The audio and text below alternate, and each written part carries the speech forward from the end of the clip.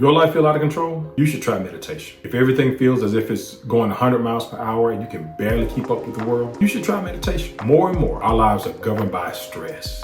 And it's everywhere. It's in everything. It's at home. It's at work. It's with the house. It's with the car. It's making sure everyone is safe and taken care of. We have stress each and every day of our lives. And if we're not careful, stress can be a killer.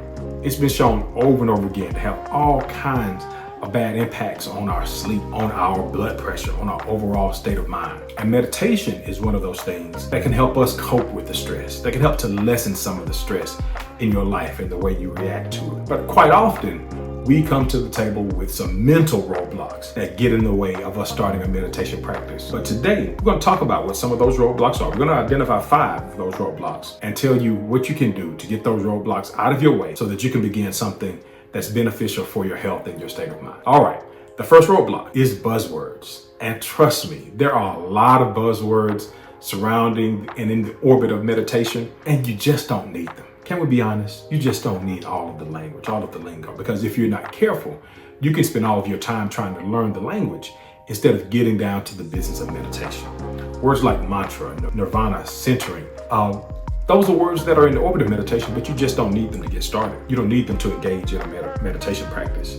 So don't let buzzwords get in the way. The second roadblock is stereotypes. And there are a lot of stereotypes about not only meditation, but about the kind of people who meditate. And a lot of those are misunderstandings and misconceptions that come from the media, that come from TV, that come from movies. And if you're not careful, those can really get in the way of you even wanting to start a meditation practice. And I give you 3 quick stereotypes. The first is religion. And it's a big stereotype that meditation has to have some kind of religious component. But you don't have to pray to meditate. You don't have to engage in any particular religious practice or be affiliated with a religion at all to meditate. It's just a stereotype. Another stereotype is that you have to sit cross-legged and chant. Nothing can be further from the truth. I got into meditation about 5 years ago.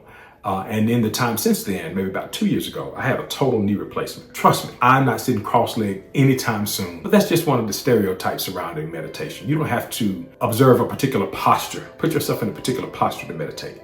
You can meditate standing. You can meditate sitting. You can meditate lying down or in your car or while you're walking or jogging. There's no particular posture that's necessarily best for meditation. It's just a stereotype. And the third stereotype is that it takes years and years of practice. You know, there's this idea of the master who goes out into the wilderness or goes to the mountainside and he meditates all day long and he talks to the animals and chants.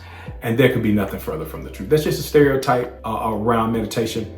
But it doesn't take a lifetime of practice to get some benefits from meditation. You can start meditating today and start to receive some of the benefits of that. It doesn't take a lifetime. So don't let stereotypes get in your way. A third stereotype is a busy schedule. And listen, it's everywhere. It's all of us. I have my paper calendar. I have my Google calendar.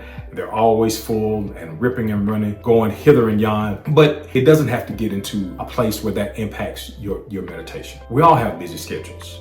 We all have things to do, and it can be difficult to find time to exercise or anything that's good for you. It can be difficult to find time to relax. It can be difficult to find time to unwind, but it doesn't take a lot of time to meditate. For me, I typically try to meditate at least 10 minutes a day. Usually I try to get that 10 minutes first thing in the morning. I do it with my morning coffee. I fix my coffee, I sit down, sometimes out on the porch, sometimes at the kitchen table, and I take some time to myself. I meditate to kind of get my mind together before going to work. If I don't make it before I leave home, when I get to work, I try to do it first thing then. I go to my office, close the door, don't answer the phone, don't check emails, and just take a few minutes to get myself together. There are even times where I don't make it at all in the morning. I go through a whole work day, but before I go home, I sit in the parking lot in my vehicle and I get myself together so I don't take the things from the day with me to the house.